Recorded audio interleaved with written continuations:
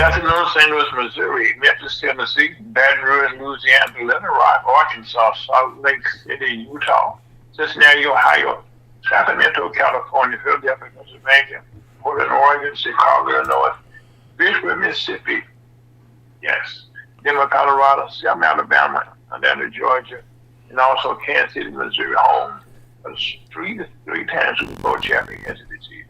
Welcome to us to the Super Team of Commemoration for a beautiful, beautiful another month. November the 1st, Scott. That's right. We had another month. By the way, today is my anniversary for the most part. Happy anniversary. Yeah, 27 years. To Miss Beautiful Karen, trade folks. And she will put it all together there. But anyway, we broadcast. My name is Howard Bush, host and creator of the Elder Loud, Scott Owens, and Scott is having a beautiful day already in the neighborhood. That's right. Yeah, okay. And also, we donated on by Mr. Turkey Bowl. And but we are broadcasting live on Ferguson USA, HotTalkRadio.com, Ferguson USA, YouTube, Facebook, and Twitch from beautiful Woodson Terrace in St. Louis County, St. Louis City, and Orland, Missouri. And now, without any prayer, we have prayer with Elder Allen Lau, who's the pastor of the Walnut Park Calvary Chapel Church, located at 55 West Little Avenue, St. Louis, Missouri. That's St. Louis, Missouri, 63120. We have prayer with Elder Allen Lau, pastor of the Walnut Park Calvary Chapel Church, located at 55 West Little Avenue, 63120. Next voice you hear, we need that of Elder Lau, who's the pastor of the Walnut Park Calvary Chapel Church, located in North St. Louis at 55 West Little Avenue, St. Louis, Missouri. Elder Lau. Lord, we thank you for your wonderful gospel. How that Christ died for our sin, was buried, and rose again. I continue to the saving of the soul. Continue to make heaven your home before you sleep and after you sleep. Heavenly Father, we thank you that we're already seated in heavenly places in Christ Jesus. Our name is written in the Lamb Book of Life. We already know why our name is. People say, I hope I'll be in that number and then. Well, we already know because the book tells us. These 66 books tells us that we already seated in heavenly places in Christ Jesus, and our name is written in the Lamb Book of Life because you're saved. That's why your name in the Lamb Book of Life, because you're saved. Yes. And bless the sick all over the universe. Don't have to dictate to the Lord, tell him what to do and all that. He know what to do. And we just thank you for what he have done and what he's going to do and what he's still doing in Jesus' most precious name. Amen. Amen, Rev. Thank you so much for that powerful prayer. So he knows already what we need. And he knows we need what we need, that's for sure. Amen. What you got for us, Rev? I'm staying in this book of Romans. The whole book of Romans talks about the gospel. Yes, it really does. All over the Bible talk about the gospel. I'm just staying in this book for special reason. The gospel saves the individual that want to believe that Jesus died for his sins, was buried, and rose again. He passed from death into life. Lady, male, boy, girl, children, everybody that believes that they go to heaven. We're in the 6th chapter of Romans. Romans 6, okay, sir. Now, Rev, give us that name, what you mean, the word Romans mean again this week also. This word, what Romans means this week, there's so many words you can come up with in analyzing it. The R in it is righteousness. The O in it is open mind. The M is many. The A is able. And the N in nations. Okay, I love it. Okay, we like that on the 6th chapter, yes, sir. And we start with the 6th chapter, verse 1 said, in my Bible got dying to sin. This This is how you be dying. This right here is what you dying to sin, and it's gonna also be in this chapter how you dying to sin. By being born again, you saying, I died like Christ, I was buried like Christ, I was resurrected in Christ, and no longer living to sin. That's the new believer in Christ, the new creation. You no longer sin. You're walking after the newness of life. Verse 1 said, what should we say then? Should we continue in sin that grace may abound? No. God forbid. How should we that are dead to sin live any longer therein? Know ye not that so many of us, as were baptized into Jesus Christ, were baptized unto his death? We died like Christ. We was buried like Christ. We rose like Christ. We're ascended in heaven like Christ because we're new believers in his new creation, in his righteousness. Therefore, we are buried with him by baptism into death, that like as Christ was raised up from the dead by the glory of the Father, even so we also should walk in the newness of life. There it is again, the new creation. But if we have been say it again, Rev. Say it again, Rev. You gotta repeat that again. Therefore, we are buried with him by baptism into death, that like as Christ was raised up from the dead by the glory of the Father, even so we also should walk in the newness of life. That's why we did to sin too. Believe it. For if we have been planted together in the likeness of his death, we should be also in the likeness of his resurrection. Knowing this, that our old man is crucified with him, that the body of sin might be destroyed, that henceforth we should not serve sin. This is a daily thing. All through the day, night, whenever the Lord wake you up, it's all through that. And even in your sleep, it's the same. You walking in the newness of life. Yes, sir. For he that is dead is free from sin. Now, if we be dead with Christ, we believe that we should also live with him, knowing that Christ, being raised from the dead, died no more. Death had no more dominion over him. For in that he died unto sin once, but in that he liveth unto God. Likewise, reckon ye also yourselves to be dead indeed unto sin, but alive unto God through Jesus Christ our Lord. That's the believer. Let not sin therefore reign in your mortal body, that you should obey it in the lust thereof. Neither yield ye your members as instruments of unrighteousness unto sin, but yield yourselves unto God as those that are alive from the dead, and your members as instruments of righteousness unto God. For sin should not have dominion over you, but ye are not under the law, but under grace. What then? Should we sin because we are not under the law, but under grace? No, or God forbid. Know ye not that to whom ye yield yourself servants to obey, his servants ye are to whom ye obey, whether of sin unto death or of obedience unto righteousness. But God be thanked that ye were the servants of sin. Ye have obeyed from the heart that form of doctrine which was delivered you. Being then made free from sin, ye became the servants of righteousness. I speak after the manner of men because of the infirmity of your flesh.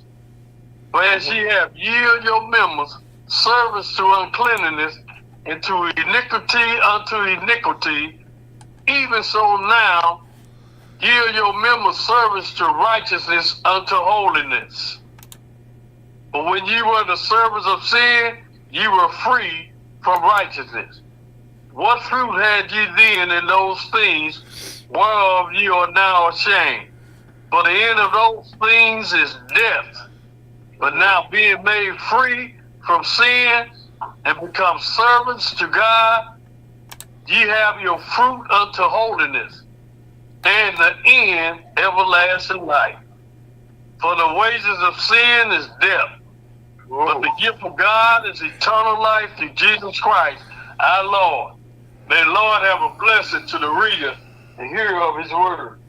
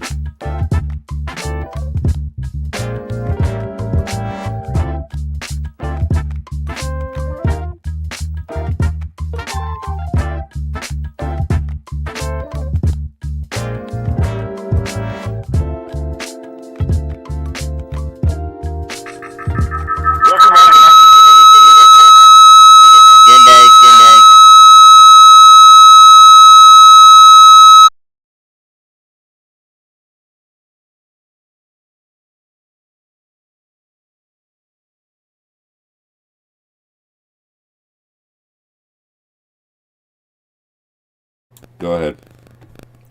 Welcome back to Lunch with the Missoula Team Commerce for a beautiful Saturday afternoon. Back, we have a brand new month in November. Matter of fact, this is one of those months. Well, this month I said special to me, always October 1st, right after Halloween, my anniversary. But most important for all of you, okay, this is the time of the year that you have to set that clock backwards 1 hour. So tonight at 2 a.m., you need to set your clock back to 1 a.m. And this marks the change of your clock. You know, if we go back, we start standard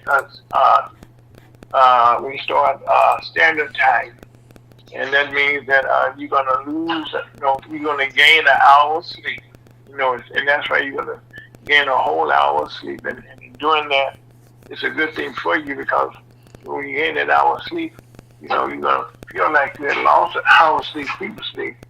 But that's how, excuse me, that's how this thing with time works itself out. But it's a good thing for us that we get that hour's sleep. And as we are doing that, one of the things that as we get down to this same time of the year, Martin, it's kind of bad this year here in St. Louis as we deal with the science. But anyway,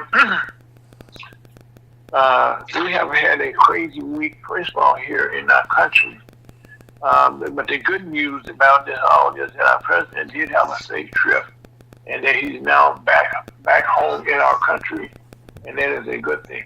And he visited with one of the most important news came out of the trip that we all were waiting for was what would happen when he got to China with President Xi Jinping. And that went very well. As a matter of fact, he described his face-to-face meeting with the Chinese leader as a roaring success, and that he would be cutting tariffs in China while being agreed to allow the export of rare earth elements and start buying American soybeans. Now, right now, the American soybeans according to our people in our country right now, they're not too happy about. They're happy about the soybeans, okay, but right now they're more less concerned that they have lost a season when they would be the self no that well, if you're not aware, these things take place in a season. And so right now, American farmers welcome President China's promise about some of their soybean, but of course this won't solve all the problems as they continue to deal with soaring prices for fertilizers, tractors, repair parts, and seeds. And this doesn't include them taking care of their workers and stuff. The Chinese have found to buy at least 25 million metric tons of soybean annually for the next 3 years.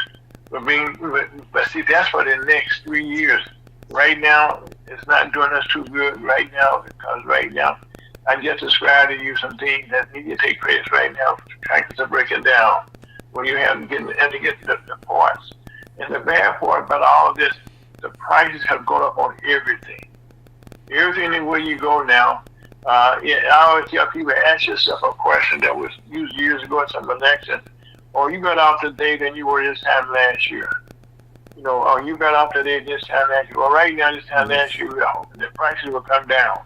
You thought the egg prices would come down. They went up. We were thinking that coffee prices would go down. They went up. So right now, most of the things that we had anticipated going in another direction are going in the opposite direction. And so that is creating more problems for people, especially as we go into this period of time now where we are having problems with our government, where we're going to a shutdown going into the third week. That's what I said. This is into day 30 or 32. This is the first. So right now, and the bad part about this, there is no end in sight. You get more discussions in the press. This is the second month, but also the bad part about this, the House of Representatives and the Senate, they're not in D.C. to have these discussions that's needed, and also the president's not even in D.C. now. So again, but see, we need to understand as we look at the badness about the House of Representatives not being in session. Well, if you recall, we got into this because they're trying now to do a stopgap bill. Well, that's because the House of Representatives had not put together the bills that was needed for us to operate. And those bills, in case you forgot, they had to pay for the housing bills that put together. These are the budgets that they run on. They had put together a referendum for that. They had put together bills and they included the housing, the urban development. This is how you get government money to your different developments in your local cities and stuff. And also in agencies, like also from you didn't get a chance to talk about our foreign operations, which is always big. That they didn't get a chance to do their own legislative budgets for Congress themselves. The health and labor bills that didn't get done, nor did human services, and even education. And the reason on education, the Republicans are now trying to phase out education. So again, these bills should be put in place, and like energy bill, excuse me, for water development, financial security, the general development, defense department, economics, justice and science, and all these departments, agriculture, I just mentioned to you there, all those budgets had to be put in place. Well, unfortunately, they're saying that the House did not have time to do that. Well, they've been out on session for the longest.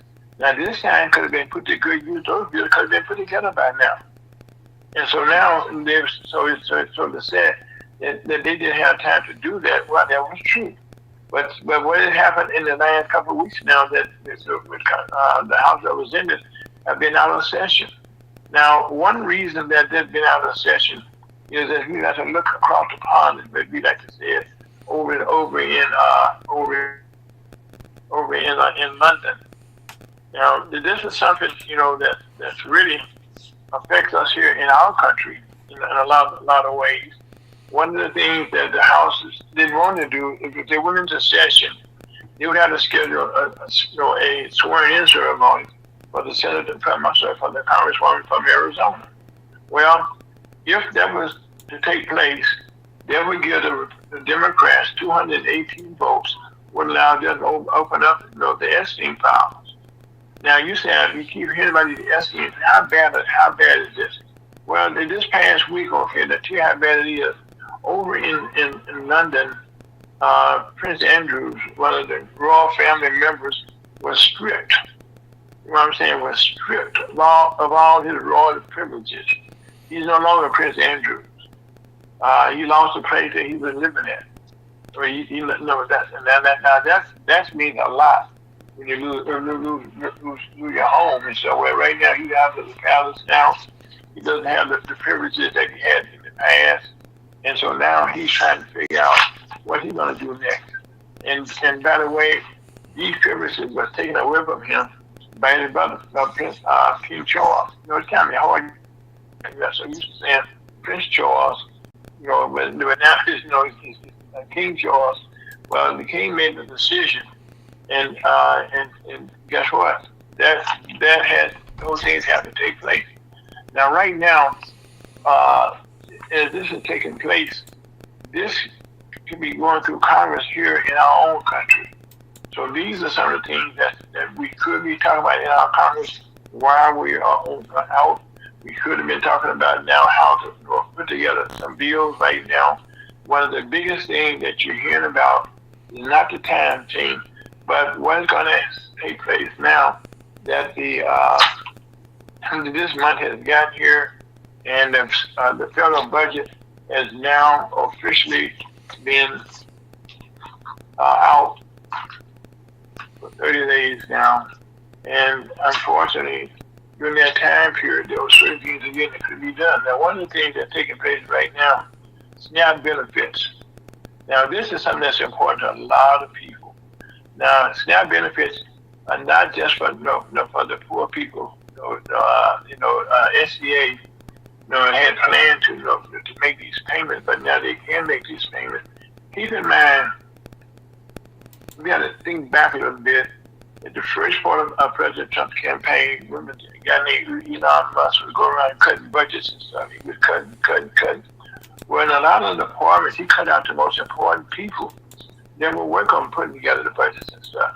And so right now, not only is our government, not prepared, because now federal judges are saying you tell President Trump he must continue to fund SNAP. Now this affects over 40-something million people. And this is not just something that's in the Democratic states. This is in red states, blue states, and independent states where you have independents, the governors and the Democratic governors, because these benefits, have the food programs for the morning program for the kids that's going to school in the morning time. It's say about one in 8 Americans, would be saved by the social net that we put in place. See, we have to understand that a lot of these programs that we're looking at, that you're saying it doesn't affect me, it does. It does. In Missouri alone, we're looking at over 65,000 people in Missouri are being affected by this program right now. And that is not a good thing, because being on the weekend, that means that the order that the judges put in place, well, they cannot be carried out because it's taking place on the weekend. And so that means that we're unable to follow up, on the judge's orders, because they're out, again, the people home for the weekend. And so this is creating a whole lot of problems that we do not necessarily need. And also, as we look at this now, we have to look at the bigger problem that we're having. And that bigger problem is that as we're looking at the things that we need to deal with, we're not being able to deal with now. And uh, as usual, you want your computer to come up when you want it to come up. Okay, it doesn't want to do right at the right time. Okay, but that's okay. But anyway, I understand. Right now, you think that's a bad one there. I got another good one for you. But right now, the House of Representatives and the Mike Johnson. Okay, here we are. This Congressman, the Speaker of the House, Mike Johnson, continues to say that there's no business. Well, you wonder why the senators are back now, and they're starting to get calls from some of the people that's on both sides of the aisle, as they like to say, are now saying it's time for us to have some more discussion. I just talked about this shutdown. When it comes to the programs, federal judge. It was two federal judges. First is Iwana Tawali. And she always said that they need to do this. Pay the money. The president is now trying to say he wants to create, somebody to sue or somebody to find out. Well, see, all these lawsuits right now, all they're doing, it's delaying something right now. Billions of dollars that should be being released to these programs. Well, already, they missing a couple of days already for this to take place. And each day right now it's difficult because this is one the daycares around the country. All countries in the states in our union have daycare centers in the United States where people go to work and stuff. Okay, or need daycare. Are you in your schools now? We have the lunch programs where people not can't afford to have meals. So right now, this is creating a lot of problems with this. And a lot of places you go now, you haven't seen these food drives. Well, people have a problem right now. Several reasons.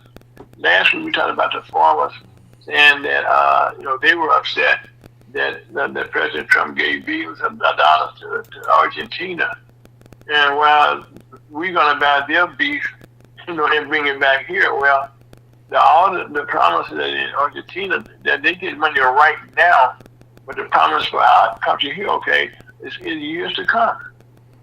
And that's not doing us any good right now. I just told you 3 minutes ago that the tractors are breaking down, and people, are saying, what about us right now? And as the uncertainty increases about what to do next, that's what makes it matter so crazy here. Normally, you have your congressman, that you could talk to and get some direction. Well, that's the congressman's job. He is to be able to provide you this direction in a time of crisis like we are in now. In our country right now, we've been down for 31 days, and it's not exactly been time put to good use, because all you've been hearing about, at least I know here in the St. Louis area, in the Kansas City area, all you're doing here now is talking about SNAP benefits being taken away from us, but we have not been talking about us getting those monies restored, and that's why the federal judge at the last minute, came and got into play. And yes, it's against the law. Well, anyway, we all knew this was against the law a long time ago. This is no surprise. That's how we have emergency reserve funds, just in case something goes wrong. We're able to make sure right away. Okay, we can take care of our people, and all this is in the backdrop that starting today. A lot of people are losing their insurance benefits. You're talking about your prices going up as we have this discussion, and when they go up, there's no discussion about them coming down, and there's nothing to replace the money that you previously that you had to have. So right now, this is not a good time, and also we're also looking at some of the benefits that the trip that President Trump had. One is, and this is kind of crazy too, by the way. One is what happened with the trade with China, which most time we get stuff from China, we begin to say the most time we go to the Christmas season. So now as we began getting Christmas decorations up early, Halloween is behind us now. So now we have Thanksgiving, and the price of food, the turkeys is going up, and everything that you have on your table from last year will be going to be more expensive. And so now as we talk about things going up, we have to look about how do we afford those things. Well, right now we don't have a budget. We don't have people in Congress that's coming together to tell us. But one thing I can tell you for a fact that the mortgage rate has dropped, which is a good thing, and also another good thing was that we had that when there's these tariffs that were being imposed, on fentanyl, which is something that becomes a very much used drug in our country. Well, the prices was cut on the tariffs. But even as President Trump celebrated his negotiation with China, the United States Senate. Now, this is important, people, what I'm about to say to you. As the Chinese, as Trump was celebrating that victory in China on his return, we found out, we found out that the United Senate passed a resolution Thursday that would undo all of many of his tariffs that he's imposed around the globe. See, the president is not supposed to be the one that set tariffs. That's a whole long process. It's not supposed to change from day to day. And that's why we have all this turmoil now, mainly because the Republicans in the House and the Senate that has given up the responsibility of setting the tariffs. Well, right now, the president cannot, like I said, they passed a resolution this past Thursday that would undo many of the tariffs that have been imposed by the president. Is that good? It is okay, but it's going to create more confusion. And I tell you some message about it's going to create more confusion. And this is something that's really small in our country, but it's a big thing. City banks and retailers, guess what? They're running short of pennies. They're running short of pennies. Okay. Earlier this year, President Trump decided to stop producing pennies, and to start having, and this is starting to have real complications nowadays. You say complications. Well, right now, across our country, in our stores, our business merchants right now, they're having problems in different regions of the country, and we're getting run out of pennies. So they're kind of making change now. They have a problem because the pennies, but with the lack of fuel gap, so is nickels. Well, this year back in February, President Trump said that it costs too much for us to make the penny. So he said, stop making a penny. Well, they stopped making the pennies, okay. And when they did that, and matter of fact, the president said stop making the pennies because he felt, and it was kind of costly. Said they've been more expensive to make. But usually it costs 3.7% to make a penny. To make a nickel, it takes 13.8 cents to make a nickel. Well, the United States Treasury Department said in May of this year, it would replace its last order to order the copper zinc pancake. This is the disc, okay, about which they make the pennies and the nickels. Well, the last pennies were minted back in June, and they were distributed back in August. So that means until August, there are no more pennies being made. And now with Congress being out of session, there are no plans now to address that issue. That's going to come up very shortly. And I know going into this holiday season, a lot of people are going to be using the pennies. A lot of people are looking out how they can make change. And as it turned out, this is just my prediction.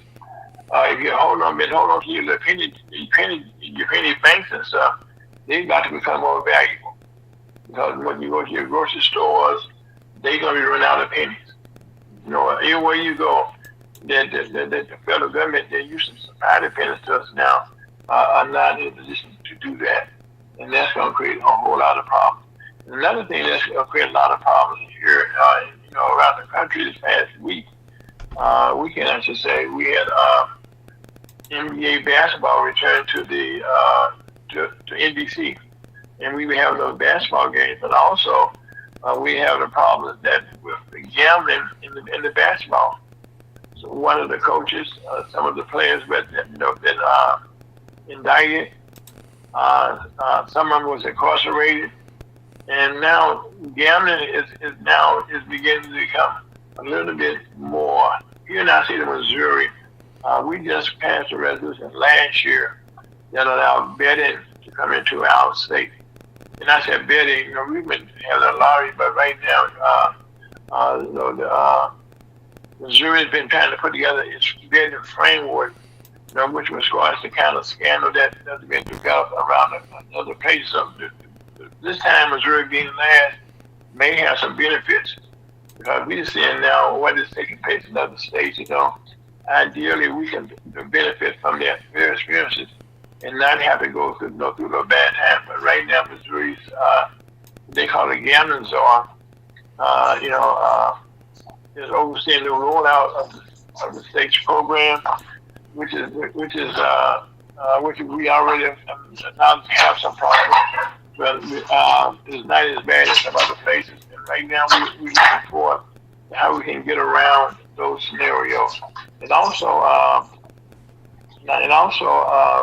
one of the things that we've been hearing about, but it didn't hit us directly, was the Hurricane Melissa that down in the Bahamas. It hit the islands kind of badly.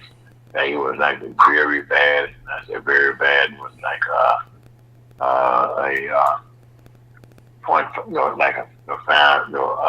0.5 hurricane, and that's one of the hurricanes you get up to a 5. That's some strong hurricanes, the tornadoes and hurricanes. You get that speed, okay? That means that there being destruction to a lot of people, and a lot of things that we don't understand sometimes is that in our government that we have, especially this time of year, and we're getting back to school. We're finding here in Missouri, St. Louis City, we got our own share of problems. Matter of fact, we now have a new person in charge of our school system. They fired the superintendent a couple weeks ago. And now we also have discussions in St. Louis County about how we need to move out of the building, the headquarters for the council. We call our city hall there now. It needs to be replaced. Then also to make matters worse for people right now. We're going into an election season where people are now being afraid because of the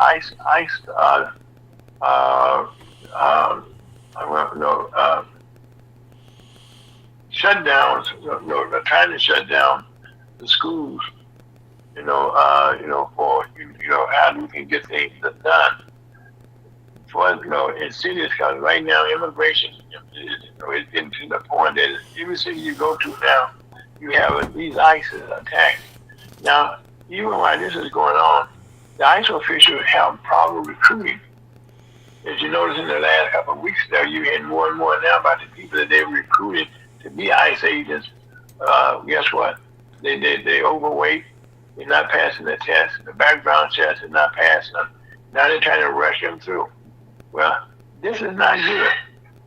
This is not good. And also, while we fight amongst ourselves around the world, we used to be a place where people came to, say they as leaders and stuff. But right now, we've been involved, we've been involved in the wars going on over in the Middle East. Well, while this past week, okay, We have had, Scott, I got a technical problem. Let's take a small break, okay? Alrighty. Ladies and gentlemen, we're going to go into a small break. Thank you for staying with us.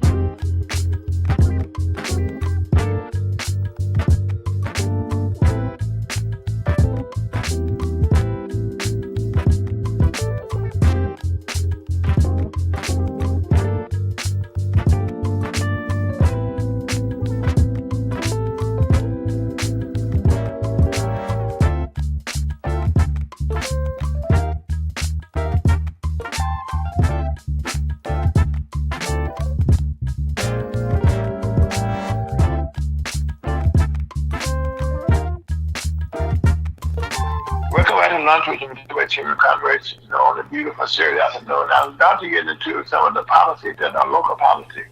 I was saying here in the St. Louis area, we have replaced our superintendent schools. We have a lot of turmoil going on in our city government now. And one of the top steel officials is our sheriff department, and the sheriff right now has been replaced, which is kind of something that's unheard of. He's been replaced on an interim basis now because guess what? He's in federal prison, and he's trying to run the sheriff department from jail. So the federal judge decided that he could not do that.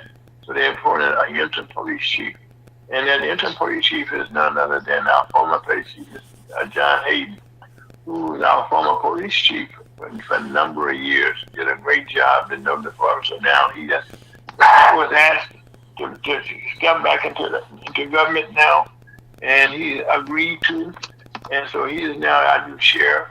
And so this is some good news, and that we will have some stability there in our St. Louis area. We haven't unfortunately a lot of killings taking place, a lot of murders are going up. Matter of fact, this past weekend we had something that I thought was just diabolical. We reported a couple of months ago that a family was driving home from the service station, and somebody kind of drove by them and shot them, and the father got shot, and then one of the babies got shot. He got killed, matter of fact. Well, this past week, the brother got murdered because they felt that he may have saw who was, and these are not even teenagers. These young babies losing their lives unnecessarily. So here in St. Louis, that's a gun violence, the carjacking, and murders continue to increase. They are, and like I said, now we need to have some kind of stability. And although they're saying crime is going down, we're going to talk about that a lot in the upcoming session. But there's things going on around the country, not just in our city, but in a lot of inner cities that are taking place. Another thing that we'll talk about when the day is out is on May the 16th was the day that we never forget. That's when we had a hurricane. The tornado came through St. Louis. But right now, this is Ferguson, USC.com. Not too much about taking operation. My name is Howard Post. Scott, take it out of here.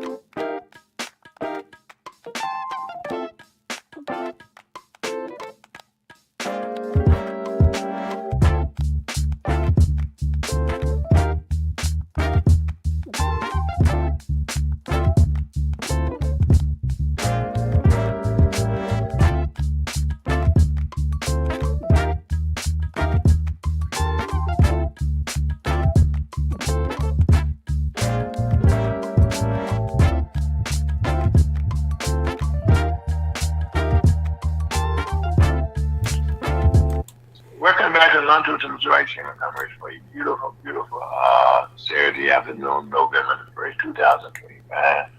I am so honored to have what we call one of our family members come back home and get to visit with us for a little while. I'm talking about none other than Iceberg. Mr. Well, I won't tell you the full name, I always mess it up. Iceberg, how you doing, sir? That's Eugene Salenzi, you know. I know. I would make that. I got Eugene down pat, okay? Yeah, my government name, Eugene Salenzi. Hello there. Yeah, we get to that point. I didn't want to do that, okay? But how you doing? How you doing, brother? How you doing? How you been doing? Okay. How you been doing, Iceberg? I'm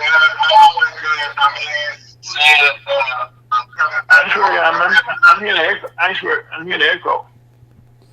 Okay, let me see what we got here. Okay, now I can hear you now. You were on the telephone. Okay, how's it sound now? No, I got you right now. Okay, you sound much better. Okay. Okay. Now, all right. Let's start over again. How have you been doing? Well, what have you been doing?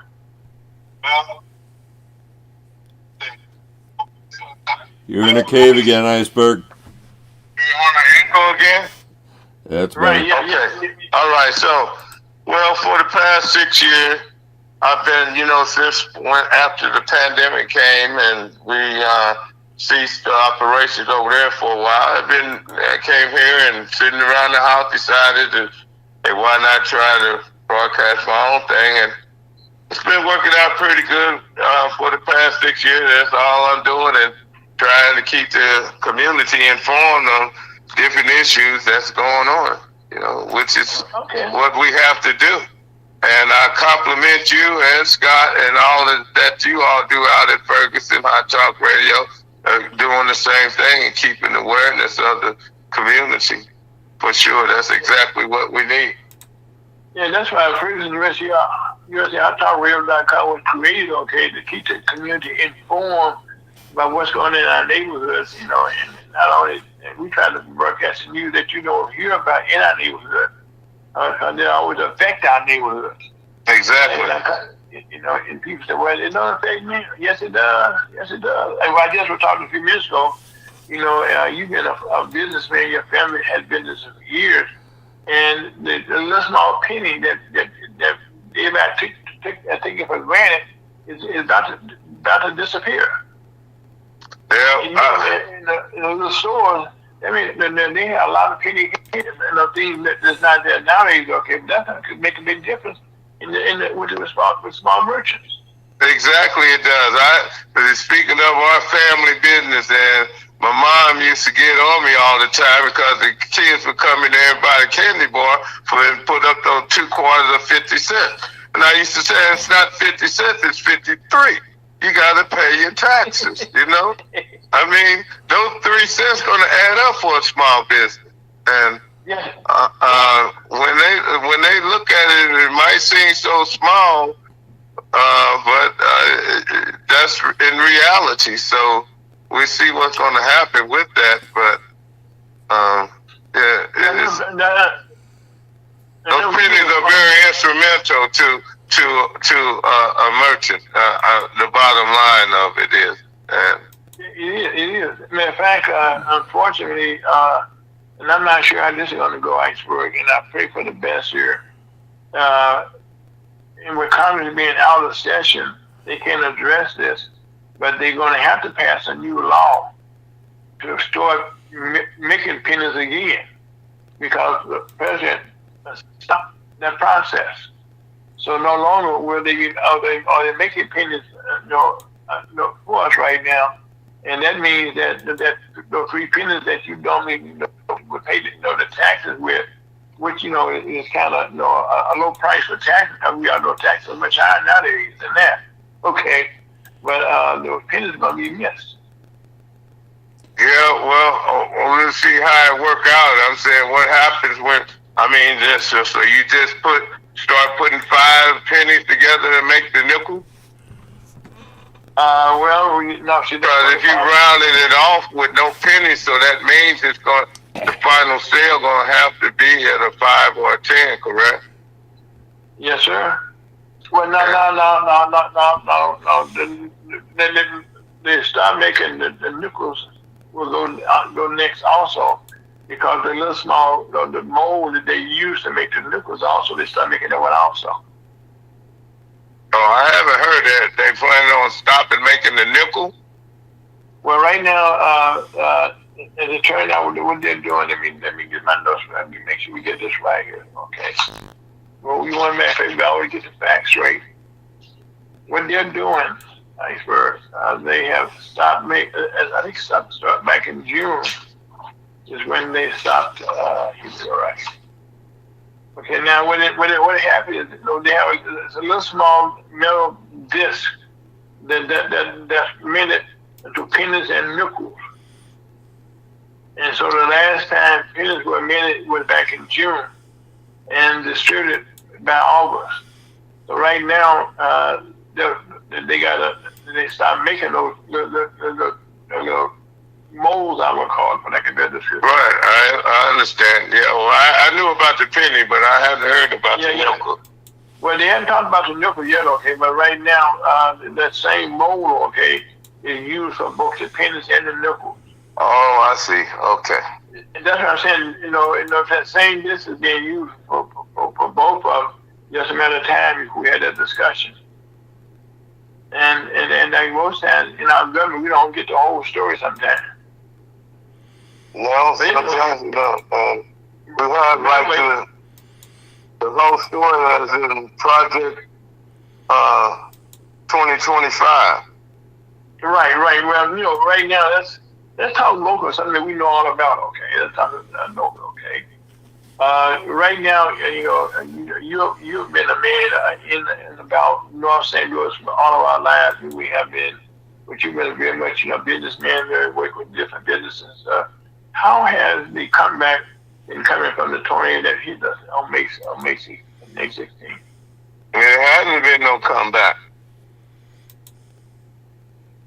You can ride around and see the same thing that you saw on May the 17th. After the hurricane on May the 16th. A couple of organizations. Go ahead. No, I was going to say, I'm agreeing with you. I'm agreeing. Yeah, I'm just saying that there's some of, my business, family business was here, and I personally know all of the people that was devastated by the tornado, and know all of them that happens to be, I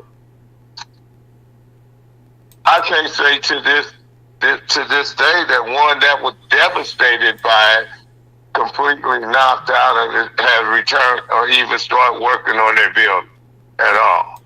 Wow. No resources. Yeah, I know, right? No resources, and you've been hearing about how the rehab is taking place in South St. Louis, okay, which and the money is going there. But now, we get into city politics, the money for North St. Louis, the federal government has not come in like they normally will in most cases. It's about the cleanup they normally get. We still wait for places to be cleaned up. We still waiting. A lot of the homes still got blue tops on them. I mean, and like I said, it's just devastating that we just been left behind, for lack of a better description. As far as the cleanup is concerned, you can still ride through certain parts of the area and still find debris from it. And one of the facilities that they use to store all this cleanup is right in the heart of the ville at Marshall School. Right. So it seems like, if anything, with the facility where you storing that stuff, we should have everything around the corner, not still on our lots and stuff. When you bring the stuff all the way from the other side of Delmore Avenue and putting it on a vacant school lot in the ville. And make you add it up, Yeah, and it's up to chaos. That we what? that adds up to chaos, I said. Yeah, I mean, it's just there. It's that if we got this area where all of these trees and branches are being stored from other parts of the city that got hit, it seems like our neighborhood here shouldn't have all of this debris still sitting in the front of our homes and on our lot this time, so far after. But those are the things that's there, and the businesses were so devastated. I know some that said they're not coming back, and some had insurance, but won't because the neighborhood is gone. One told me, I got insurance, I can bring my store back, but he's an elderly man, and he's saying that the neighborhood is going to be 10 to 15 years before the neighborhood becomes something of substance to where a business would want to come in and put it there. So that's where we at over here. Right, and that's the thing. Okay, if you don't have the customers, which are your neighbors that used to be there, they used to call them neighborhood stores for a reason. Yeah, I mean, we had a whole block blown away. I was at blocks and blocks, down there, I know too well, but the Harlem Tap Room, that area down there, we just wiped out down Martin Luther King Avenue, which was the main thoroughfare. That was devastated. You go down Taylor Avenue, you didn't use it. Even our old barbershop, thank God they had moved. But that area got wiped out almost entirely. Yeah, I truly believe that it sat there for a little bit for it to do so much damage going on into that area there. And, they did a lot of damage to the Urban League as well. And areas up there where Sweetie Pie is redeveloping.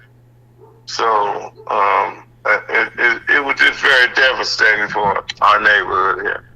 I swear that they don't talk about this, but one of the things that when this tornado hit, North St. Louis was in the process of being coming out of a hole and was making some changes to improve our neighborhoods.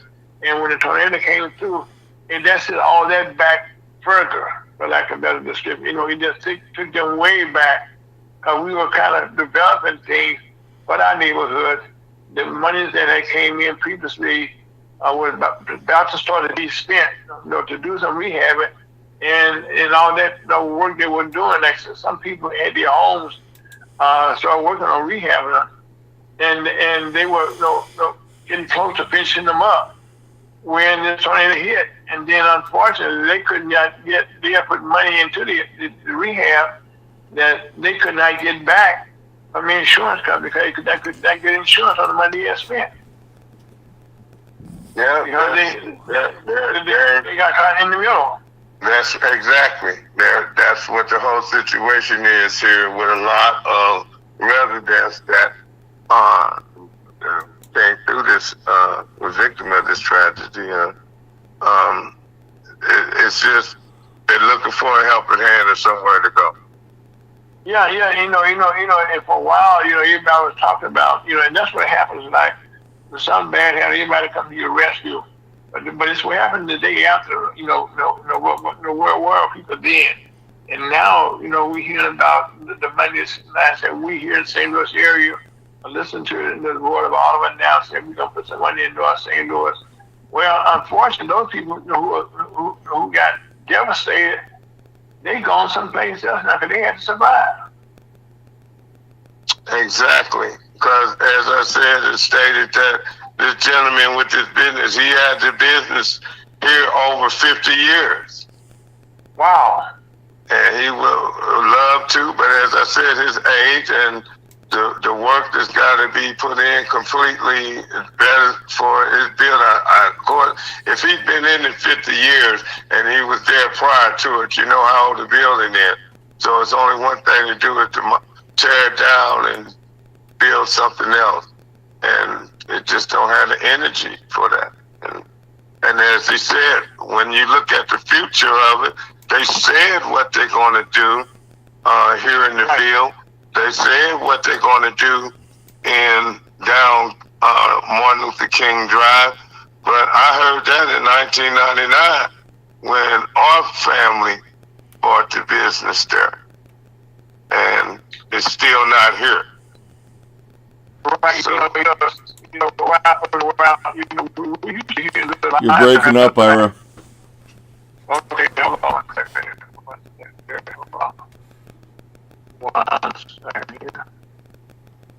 I just got. Let's go to a break and reset.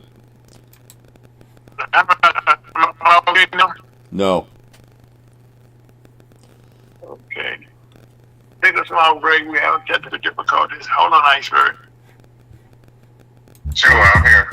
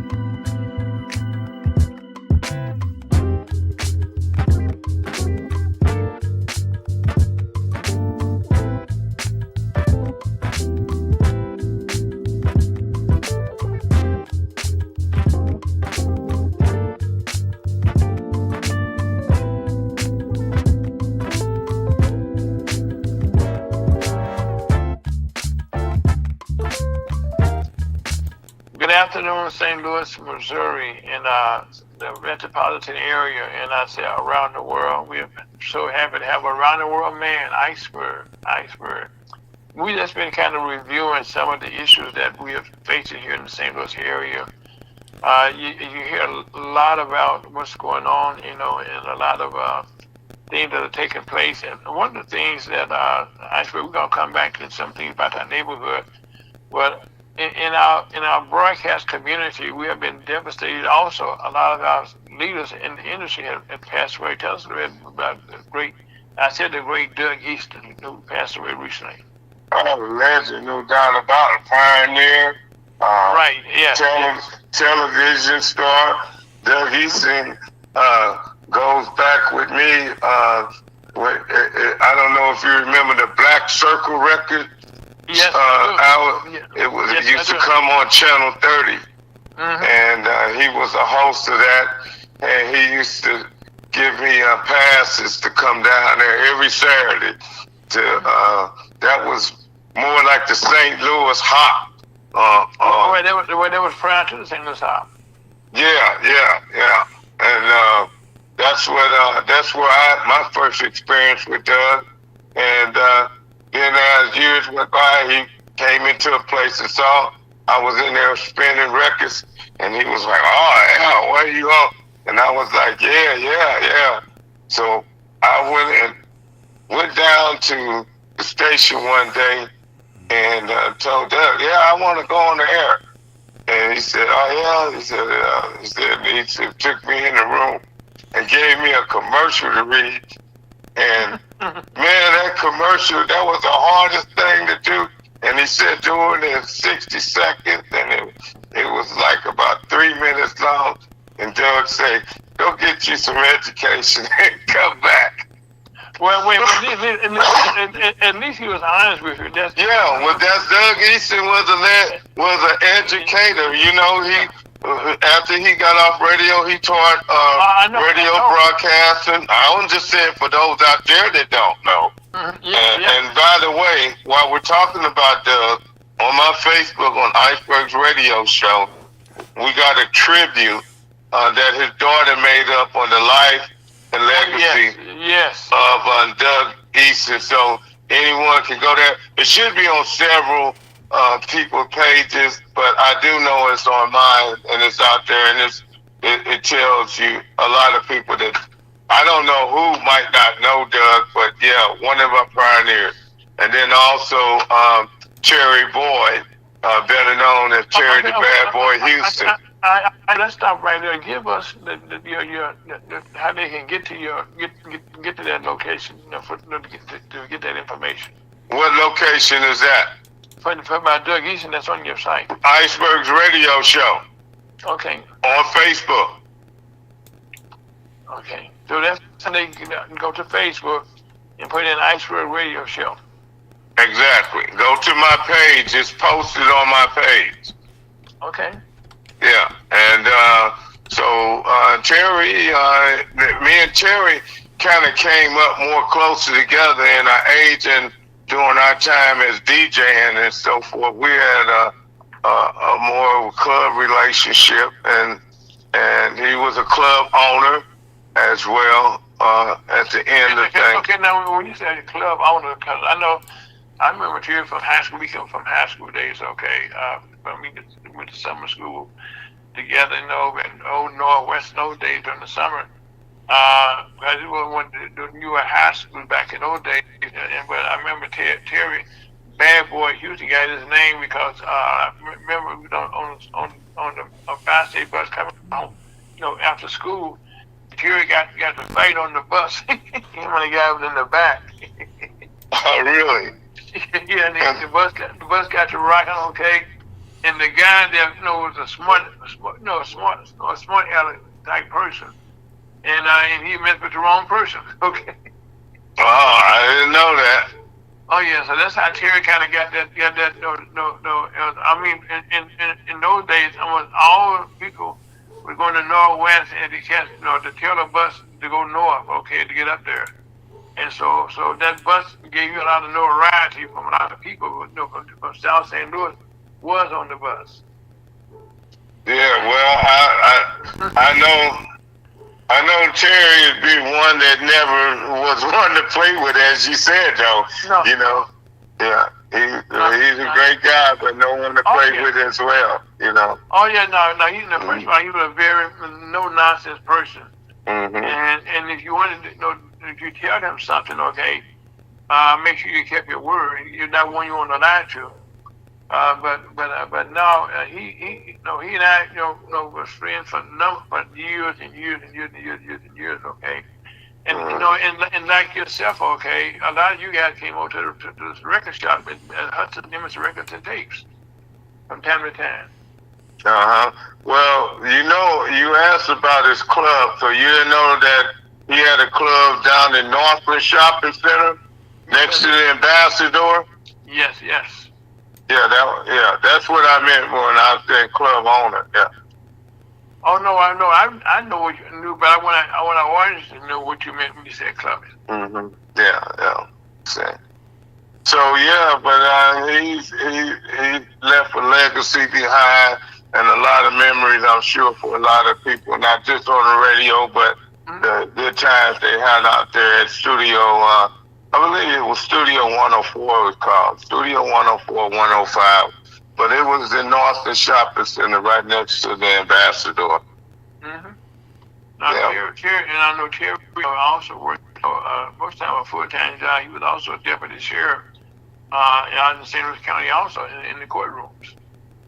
Yeah, and he had some years over there where he worked with Central Medical Center over there. Yes. Mm-hmm. So he's all over the community, Yeah, he's all over the community. And I guess the thing about people like Terry, like most of us, we all did more than one thing, but at the same time, we all were giving back, trying to get into this broadcast industry, which wasn't a lot of us in it at that time, doing things, and I was fortunate, like we go back to Doug Easton, that I met Doug from my time to when he was at KTZ. When I first got into radio my own self, and I had my little radio station that I was general manager of, and at that time I was the youngest black general manager in the country, and Doug probably was one of the few black general managers in the whole country also. He was at KTZ where he did great. In fact, what Doug Easton did at KTZ, he was like a beacon and the open door to a lot of people getting into the industry.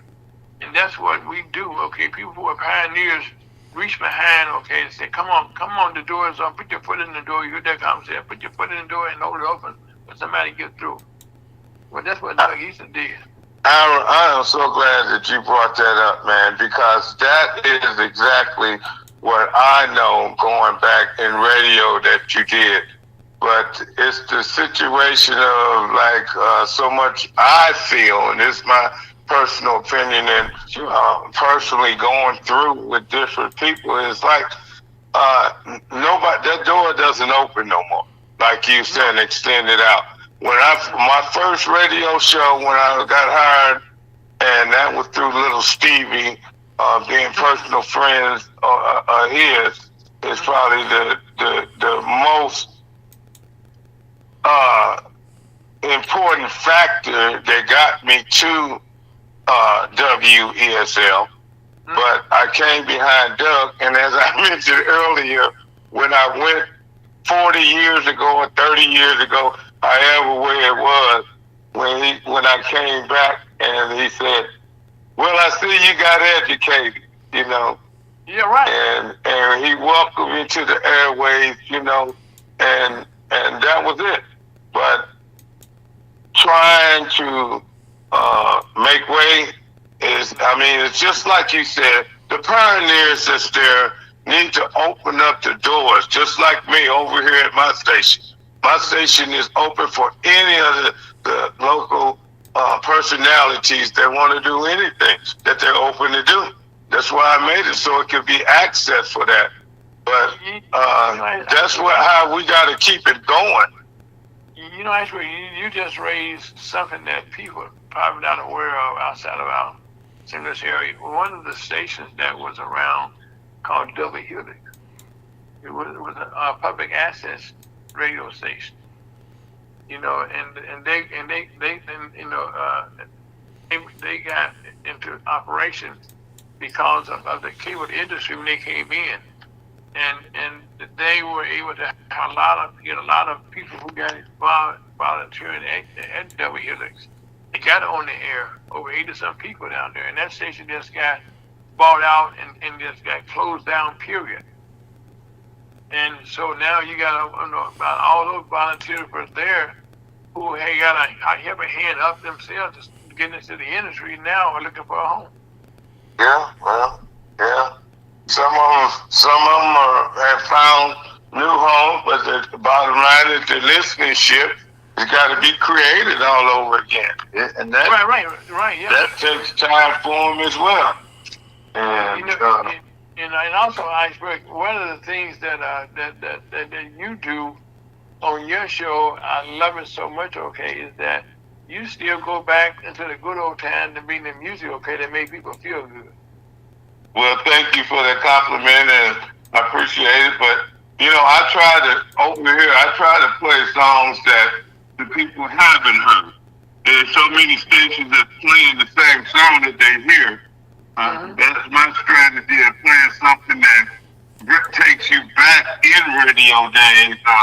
I don't get live on Facebook and do live things because I still believe in the old tradition of like the long range and sitting by the radio listening to the program and being involved in it, you know? Right. And you don't want to see me visually doing what? Just moving back and forth. But, you know, that's each and every other person's choice.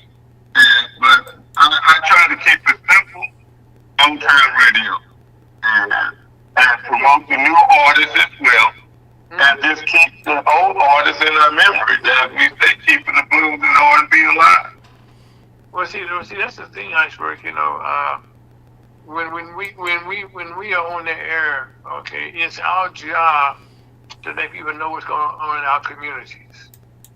I mean, because I take the airways very, very personal, and I'm honored to be on the air to be able to have somebody listen to us as we talk. And so I want to make sure we give them the facts about what the truth is, and not a lot of misguided information about I heard through the grapevine. because there's too much I heard through the grapevine going on already, and that's all that does is take our community down a different road they don't need to go down to create more confusion. Exactly. It's just too much, especially out there on Facebook. And there's so many ways that you can verify by going to different trusted sites. Right now, all of us, Iceberg, you notice now that people don't go around trying to tell you encyclopedias like they did in years gone by. We all got encyclopedias in our hands every day. I don't know who I was talking to. I said the same thing exactly. That was there. I think I brought up about encyclopedias. I haven't seen none, or it wouldn't be. You got an encyclopedia where you put anything that you want to find out. You can halfway get there by Googling it and then going from there, and not saying that everything that you read, but mostly you can kind of clarify what is and what's not. Well, it tells you enough for you to make you want to go further. If you really want to know the facts, okay? Exactly. It opens the door to get you on the right page and going in the right direction. Exactly. And what that does, it allows you, to understand where the facts may be that you're looking for. That's what I use it for. Yeah, I mean, but for the most part, like I said, there was a time people, old age like us, people were proud to have on their shelves, these encyclopedias, the whole, different versions of them. They would come out every year, and people would go door to door selling them. And you're proud to have encyclopedias on, but right now, can you just imagine how much? There's one volume, okay, and they had, if you're not aware of what encyclopedias were, they had like volume A, volume for B, and they had all about everything fit up on the A in that one book. Could you imagine right now trying to put all those books in your hand? Would you have them in your telephone or your laptop or your tablet? Technology is a great thing to have, and it's also, as everything, always used to do the unthinkable sometimes. But yeah, and that's a great tool to use. But it's also this something that you have to monitor with your kids and things. For sure.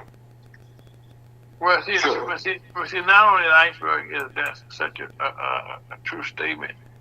We have to understand that,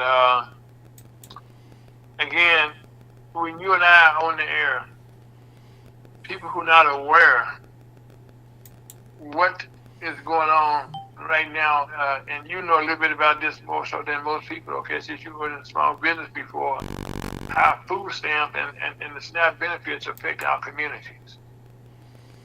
And how important it is to make sure those benefits come into our community. Well, yeah, they have to come in, and we have to bring in our community by supporting our community. I mean, the it's just that I just brought it up, and we don't have to get in deep with it, but this is one when we were going back in the election, and why it's so important to register to vote and support your neighborhood and your community by the power of your vote. Educating your children that that's not using it, and all of it to come together and use that power to defeat the different issues that they have, because that's the only way it's going to be done. Sometimes we can make mistakes, or people can make mistakes. I think here in St. Louis, I just mentioned a little while earlier, briefly, about we have a situation with our sheriff, Alfred Montgomery, who just beat out a veteran to win that job. It's a state job inside the city government, and he won, closer. But he came in there, but he didn't have any idea of what his job consists of. And that's why I tell people, you go into these positions, okay, learn your basic fundamentals. No matter what you do, okay, there's always some basic fundamentals that you need to do to make sure things take place. And if you take care of your basics, okay, they will make sure that everything else take care of you. Am I right, Iceberg? Absolutely right, and not making politics a personality contest, because the popularity that you have is not right if they're not qualified for what they're doing. Just because they want, just because I want to be the president of Board of Aldermen doesn't mean that I'm qualified to. Right. Just because I just sat in on some of the automatic meetings down there, I can't say qualifies me to. And that's where what you just said, okay, with the sheriff department, what Mr. Montgomery had been a former deputy, okay, I think he had fired while he was down there, as opposed to learning what the office consists of. He campaigned against the office, okay, and he made the mistake. But when he came in, he fired everybody in his office, so people understand how we got here. He fired everybody that was the managers who were there previously from the previous sheriff. Well, the first thing that you want to do, okay, is you want to keep those people there so they can teach you where the keys are to the safe. Or how to get around. Or how to do your payroll sheets. Well, he fired all those people right away, and guess what? They sued him. And they won.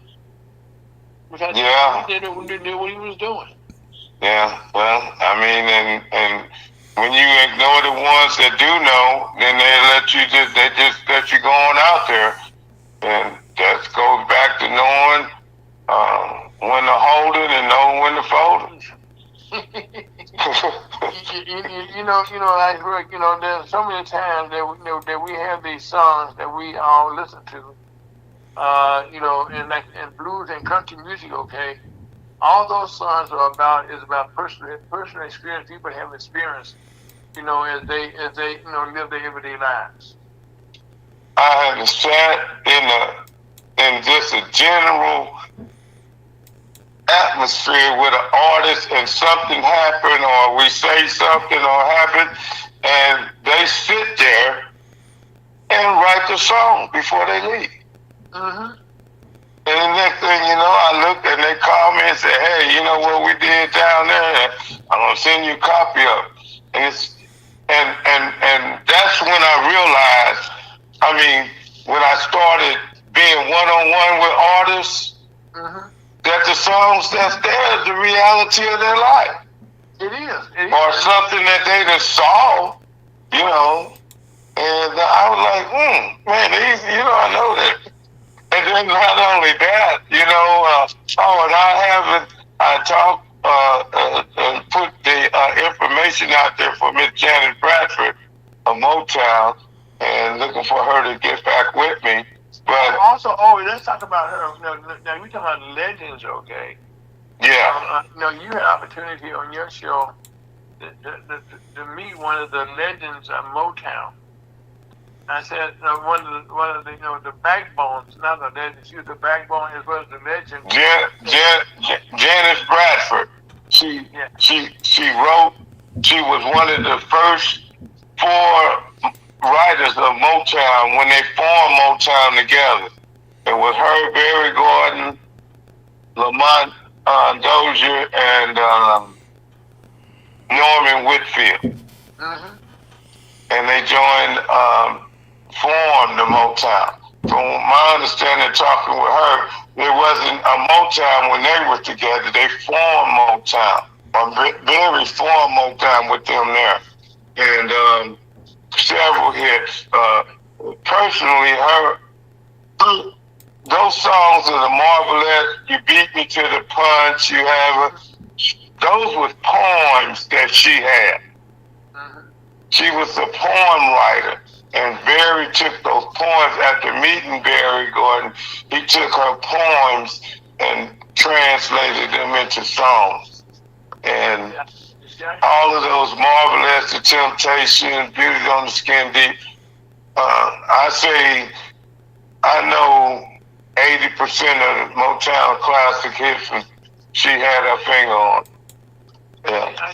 You just said a second ago that you learn by being around an artist, that you learn by being with experiencing what they experienced, and that you know it's in a song that they wrote about. Exactly. Mm-hmm. Yeah. And that's the thing. Okay, as I said before, these are all the stories. Okay, about somebody's life that you're listening to. Mm-hmm. You know, and somebody, you know, that's right. And like I said, people need to understand that that's a very important part of the industry is people who can write poetry. Yeah. Who can put it in the right hands. Yeah. You know, I'm a person that learn to write, but I have yet to put my poem in the right hands, okay, where it can get to the right people. And you can see it take off. Look at Miss Shirley. Mm-hmm. Thank you so much. Yeah. Cause she said it that I understand that Tyler Perry looking at her to join forces with that, so she went from line dancing down to the television screen. Mm-hmm. And it's just your team and how your team handles you and who they know. Right, and see that's where you know we have to understand that this is a small world that we find ourselves in as blacks, okay, that are doing what you and I would have been best to do on a regular basis. You know, and you'd be surprised how many people who listen to us, okay, who go away and say, well, I heard on the Iceberg show that he said this. Or I heard Ira and them talk about this on their show. You know, and they going off with those information that we share with them as being facts. And so that's why it's so important for us to do our best to get the facts straight. Exactly, and keep it straightforward. Going straight forward and open up the doors, okay. You know, I love opening the doors.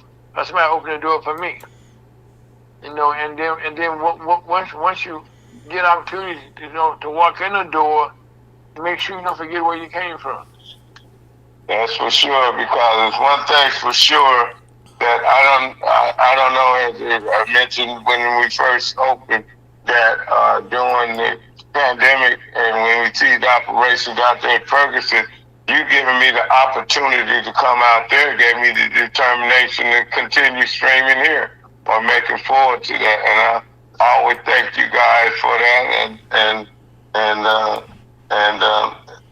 exactly what we were talking about, opening doors and bringing somebody else with you or in with you. We'll see, Iceberg. We'll see all that we did, you know, and we had some good times, okay, in our shows, okay. You know, and our favorite song was "God Got It." You know what I mean? That was our theme song that we played all the time. But it was a show that God got it, and then we had fun, and we were learning from each other. Exactly. And, you know, and it opened up other doors, because when you left to go start your own thing, okay, I was keeping pieces together. I came briefly the general manager out there for a while to keep things together. To Scott came on. Thank God for Scott. Okay, but in doing that, it gave me the real opportunity, Iceberg, to say I was a general manager in another life on the FM station, and also after the general manager in internet radio. And I can say I was involved both at the inception of FM radio when the first got started. You know, back in the 70s, I was general manager then, and in the radio, it was just getting started then. Now it's becoming more popular every day now. No, for sure. And you referring to FM? I'm talking or about internet? not talking about now. So initially, when I first got involved in radio, that's when FM first got started. Mm-hmm. And then I'm saying now I've been blessed to have been general manager when internet radio was getting started. Yeah. Well, I remember I heard your name many years before I met you. Let me put it like that. Well, I hope it's all good. Oh yeah. I just know radio personality and remember their names and because I was just a young man that I didn't have no radio blasting the whole neighborhood away. But I carried a transistor radio and I always listened to different radio stations. And you pioneer radio yourself, Mr. Ironfolk. Well, thank you. But I carried an FM radio of my own self. You know what, Iceberg? It was that desire to seek for clarity and information to get the facts. You know what I mean? Yes, sir. Once you was exposed to what's beyond your neighborhood, and that you had that little transistor radio in your hand, okay? I remember when I first I was down south. There's a young white boy who was a paper guy on our block, right? Well, at the time, when you had an earplug in your ear, in our neighborhood, okay, it meant that you was hard of hearing, okay. And I was saying, damn, he's a young kid, but he had this earplug in his radio, okay, while he was doing his route, listening to his radio. Yeah. And so eventually I got the same thing that he was doing. I got the earplug in my ear, okay, listen to my radio, because you couldn't just blast it in your house, okay. Shut that radio off. What you talking? We talking here. And yeah. So you had to get that that earplug. Okay. Yeah. I don't before the earplugs. I don't even on transistor radio days. I don't even remember no headphones. Well, see, everybody didn't have no. That was something rare. No fact. I hate to sound like the white and black, but the kid I was talking about, he's a white kid that could afford a headset. Yeah. Most of us would have just afford. This was in the 70s, right? But back in the 60s. Oh well, even then, man. Okay. Yeah, this was back in the 60s. I'm talking about. Yeah. I know they had the little white card where you stick it in your ear and then you take it and stick it in the radio. I remember that earpiece. Right. And I'm talking that earpiece. I'm talking about that earpiece. Oh, okay, yeah. And that's why I said when we first started this idea, okay, that when I saw that, I thought that he was hard of hearing. I got you. Yeah. He actually listened to the radio.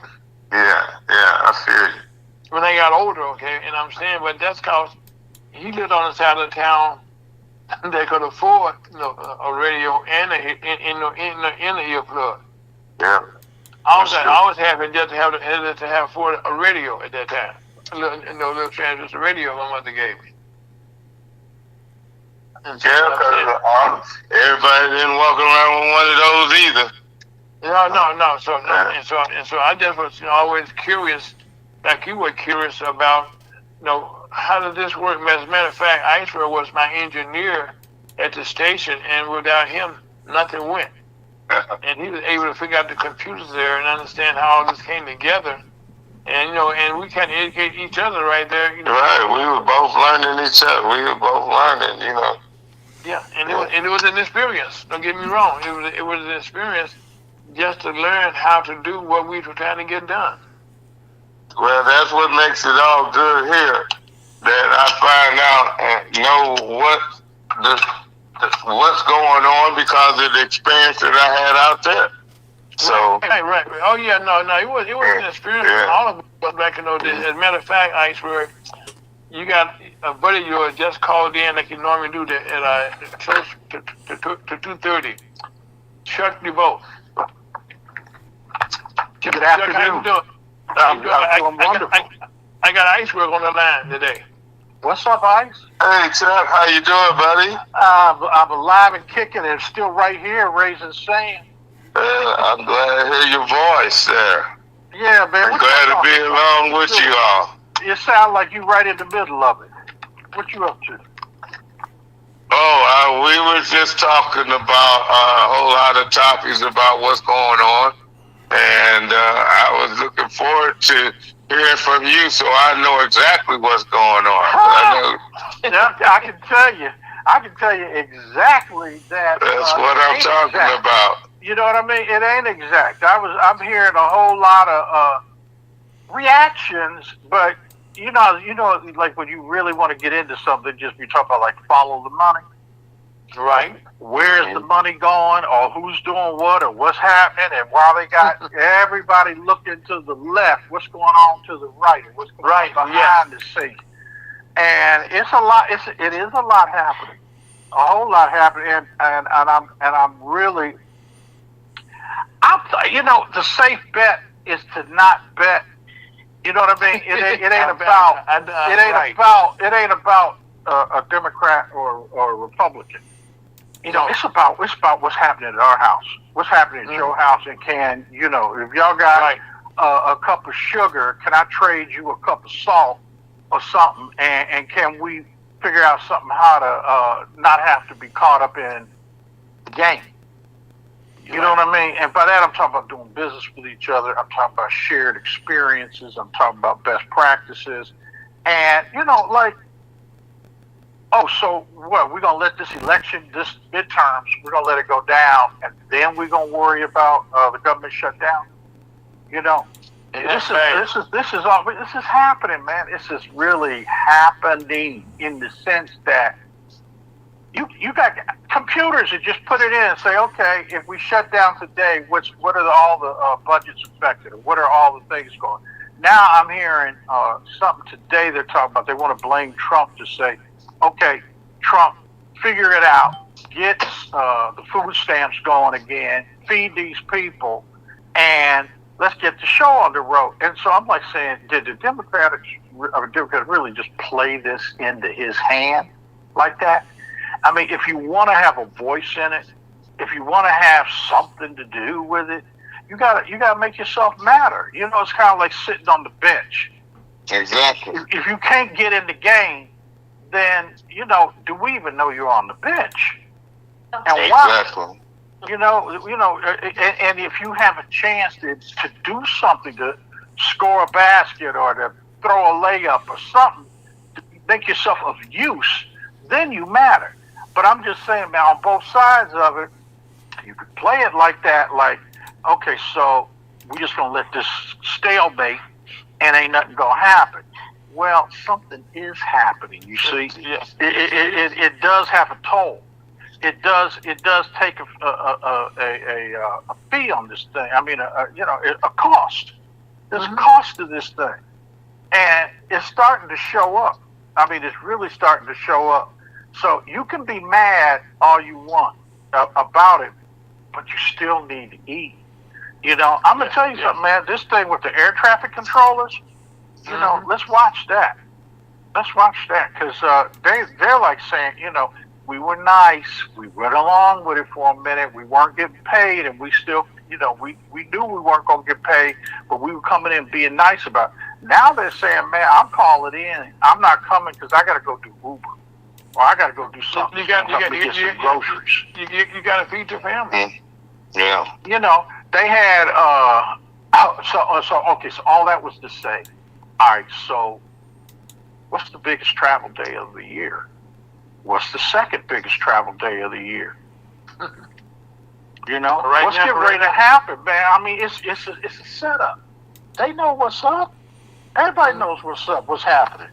Thanksgiving is about to happen, man. Yes. They had, I don't know, over 3,000 delays yesterday. Mm-hmm. Yeah, they rising every day. Yeah, because people are like saying, all right, I tried to help y'all out. I tried, I was playing along with it, but now, and so if there is a way that a Trump or somebody can just, I don't know, pull some money from somewhere and pay these people, that's going to end up being the hero. And then they're going to have to turn around and say, oh, well, Trump saved. Well, it really wasn't the president's headache. You got Congress, you got Senate and the House, and you got people in there voting that are collecting a check. Y'all supposed to be doing something. It shouldn't always have to be. Shouldn't always have to be on that like that. Well, Chuck, one of the things, I've heard in my lifetime that they have said something, do nothing Congress is okay, but I never saw one this bad. This is different. I mean, they're not even talking. I know it. It's like something's engineered or what, or I'm like saying, okay, so what is really it? And one of the things, Chuck, and you know better than most, and so do you, Iceberg. Matter of fact, you on the street, Iceberg. Check us up there where this accident going on in D.C. At any level that you find yourself, and I put myself in the middle of all this, you have to communicate with each other for things to function. And one thing that we all do, we have in common, we all send somebody to Washington, D.C. to be our senator or our House representative member. And they're there to tell the people how we feel and then bring us back the message, what is going on. And so now there is no pipeline to the community about what is going on. There's only one mouthpiece right now. And be you Democrat or be you Republican or Independent. All you hear about right now is what Donald Trump is doing. Or what he ain't doing. That's because nobody telling. Nobody's there. And some of the politicians figure that if they don't have the support of the community and the people behind them, why would they politically assassinate themselves in their office? Because we don't hold them responsible for what they're supposed to do when they get there. Well, Chuck just made the point right now, You hold them responsible because they run for office every 2 years. Yeah, exactly. And every 2 years, if you haven't did anything, made some improvements or some changes, you need to be replaced. And that's why they have to run every 2 years. You got to get 2 years to get in there and speak about or find out what is going on, and then how you can bring back to us, in our community. What did you do? What is your report? We all should be getting them a report card, right, Chuck? That's right. Well, I mean, but isn't that like too much like right? Chuck, what are we getting for our money, or what are we doing? What are you doing for your job? What are you doing for your seat? And part of it is, that's not really your job to go up here and try to tell us what to think. I can tell you right now that there's smoke coming out the shed in the back, and we need a fireman or somebody go in there and see what that smoke is, because in a minute it's going to be a fire if it's smoke. You know what I mean? It's kind of like, if y'all don't figure this out, there's going to be a shutdown. Okay, everybody's like, we don't care. We're going to let it shut down. It'll be your fault. Okay, you shut it down then, and it'll be your fault. So that ain't got nothing to do with us, really, to be truthful about it. But I'm gonna tell you something, man. It's getting ready to be no joke, because you know what you're getting ready to find out? It's a whole lot of white folks getting them food stamps. Chuck, let me tell you something. The statistics just show Missouri that it's more than blacks here on the survey. They just show that I saw on the news. And I ain't hating or whatever, but I'm just saying, okay, so y'all think like food stamps or SNAP, it's like poor people, or it's the hood, or this, that, or the other. And, a lot of people in the hood can't get them anyway for whatever reason. It might be that the paperwork ain't right, or maybe this or that, but I'm hearing them saying now that the military people are on food stamps too. And they got, up here, they're like getting food banks and places where if you're in the military, a military spouse or something like that, that you can come in. It's like a food pantry or whatever. You can come in here and pick you up some stuff, some canned goods and all that. But it's like, dang. Yesterday we were, we were royalty. We were defending the country. We're down here keeping drugs out or fighting terrorism. And today, man, we can't even get a grocery. I should feed my family. That's when it's going. It's like, okay, that's enough. There's another spin to it, okay, another shoe, I should say, that had to drop. All these National Guards that's going into these different cities, okay, they had jobs. They would take care of their families, okay. And when they go off, to do the National Guard stuff, sometimes they don't get paid. That means that their families don't eat. And so right now it's kind of hard for you to be doing this stuff, okay, over here. Like now, I'm fighting abroad. I'm over here fighting for my country, and my country cannot even feed my people. And I'm not going to feed other countries. That doesn't make good sense. Yeah, and so we probably need a good debater if you really want to get into the issue. But just to think that average Joe, let's just say we're the barbershop. We sit around talking at the barbershop. And if the reason that the Republicans didn't want to agree to it is because there was supposed to be health care for illegal immigrants, I'm like saying, how could it come down to that? You know what I mean? If everybody's gonna suffer if the Republicans or whatever, we didn't agree that we're gonna put in the budget for illegal aliens, the same people they're picking up and trying to put out.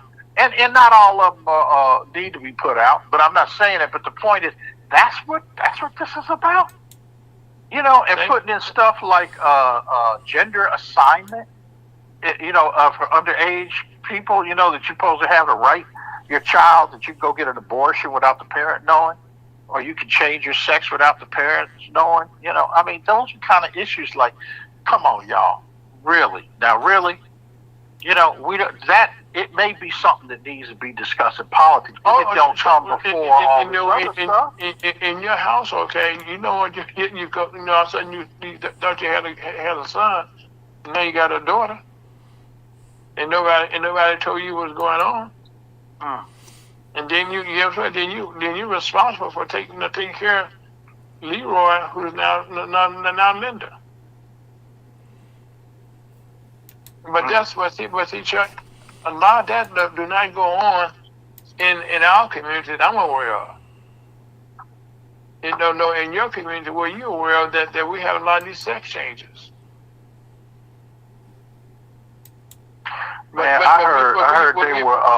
I heard that up there around, when you're on the tollway up there by Indiana and Chicago, up around there. Yeah.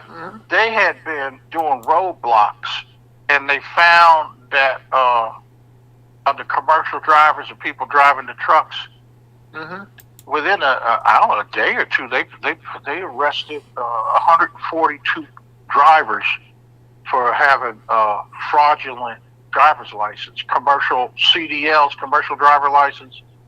And I can see that. And they just said, we're just gonna start checking stuff. And at the same time, there's some crazy accidents, where truck drivers fell asleep. That's what they said. Right here in St. Louis. And they were really drunk, or they were really on drugs, or something was going on. But I'm just saying, man, they said Chuck, they said they distracted. Yeah. But I'm like saying, and you're wondering why you can't get your goods, or why this ain't happening, or that ain't going right, or it's a contribution of a lot of different things that are kind of breaking down, all at the same time, and that's what I'm saying about you say like what's going on. I'm saying it's coming to the head. It's getting ready to come to. It's going to blow up. Well, we can't really just where they gonna kick the can. You can't just keep kicking the can down the road. I think the kicking the can days have come all coming to an end because right now you mentioned that truckload that got pulled over. It was going someplace with prize for some company. It was full. Over 60,000 pounds of something was going someplace. Mm-hmm. Well, when that truck gets pulled over, that 6,000 pounds ain't going no place, and that's a shortage someplace where we're supposed to be at. And that drive the prices. It could have been coffee on that truck. Or it could have been, some peanut butter and jelly, peanut butter, or something simple as that was being transported. Or it could be a refrigerated truck. Okay, it could be, it could be some milk that they going, get taken from the dairy to someplace else. Well, but you talking about 100 and something being stopped. That's a lot of. You got to look beyond the drivers. Okay, look about what they were carrying. The tonnage they were responsible for, and what shortage is that going to create? Like you said, follow the money, Chuck. Mm-hmm. And that's how. And see, there's so many ways to follow the money nowadays than ever before. And what they did was they started pulling the driver's license, and they started saying, okay, they were coming from New York, California, and Florida, or something like that. Mm-hmm. And what they're saying is the system, somebody was taking bribes to give these illegal citizens, they were issuing them driver's license. Mm-hmm. And it's part of this whole thing of anteing it up, and they're kind of saying that it had the same thing to do, and this is how they start building the case, that it had the same cities where they're having problems with immigration enforcement or other things. You know what I'm saying? They're starting to build a case and start to follow the money and to see where are we spending money and who's taking money in, where's it coming from. So the this is where the whole story comes together. So the longer this goes, the more they're kind of starting to say, well, Daddy, help us. See, and that was the whole reason why it started beginning. You didn't want Daddy to help us. See, we ain't trying to make Trump our daddy. You know what I mean? Can't nothing work. We can't get along. We can't get this done. There ain't no money to feed these soldiers, or there ain't no money to feed the police. And Trump done cut this off. And Trump done that, did that. And all y'all had to do was go in there and say, okay, we're gonna give up. We don't have to have the insurance for illegal aliens. Or could have came out in public and said, all right, we're not gonna fight that one on behalf of the people. Because of behalf of the people that need to get these benefits. Or, I don't know how many hundreds of thousands are out of work just from the government alone. Mm-hmm. Oh, it's crazy up here in D.C.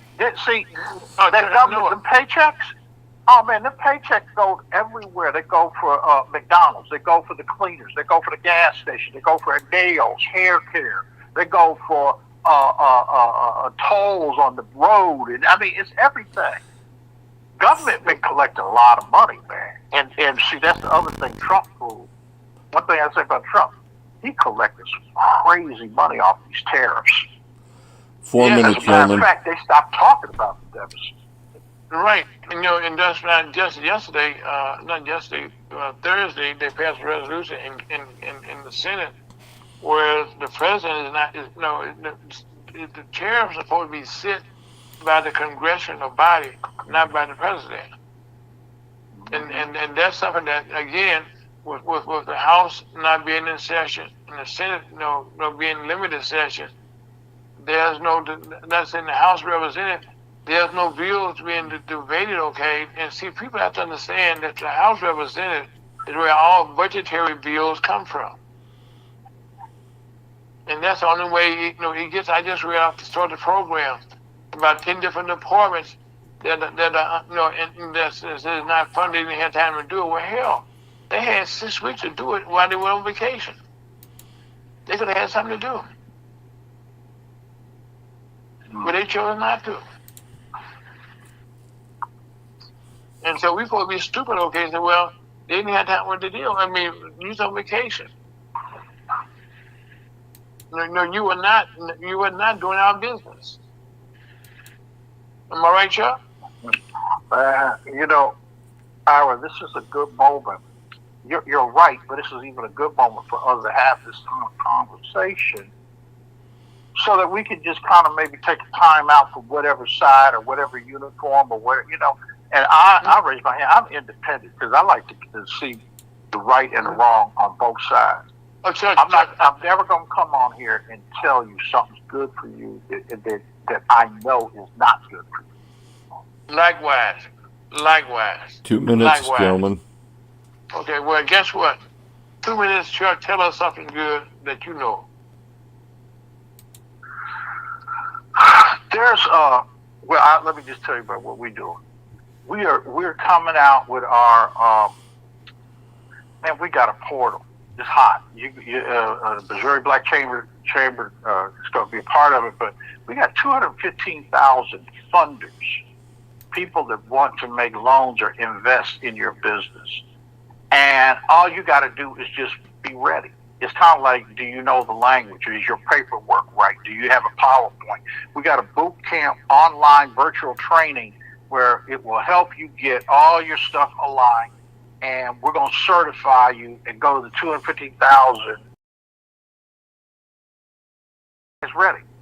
He's been through the boot camp. He knows how to talk to you. He knows what to present. He knows what you're looking for. And as a matter of fact, exactly what you're looking for, Ira's got it right here in Missouri Black Chamber, and you don't have to go searching no more. And they'll come. So that's called the 360i Innovation and Entrepreneurial Hub, powered by Startup Science. We got a prototype going. You got a free login thing where you can just go and check it out yourself right now. There's 253 grants in there right now, but it's always updated. We got some mentors, we got consultants, we got everybody. It's our community hub. And so you're going to be hearing a lot more about it. But that's what I've really been working on this week. So God bless y'all. Thank you for your time, and thank you for listening. Okay, and also, Iceberg, we want to thank you. In fact, this is kind of old time. We all together here for the first time in years. Yeah, in a long time. It's a long time. So, Iceberg, thank you for your time. Okay, and beautiful. Also, I know we got about a minute. I'd like to remind those that's in the field, thanks for listening and joining us, and of course, continue supporting the Ira Harris and Lunch with Ira Harris, Missouri Black Chamber of Commerce. And also, don't forget Saturday, November the 8th at St. Philip's Lutheran Church on 2424 Andy Malone. That's right across Catty Corner from Sumner. We're going to have the state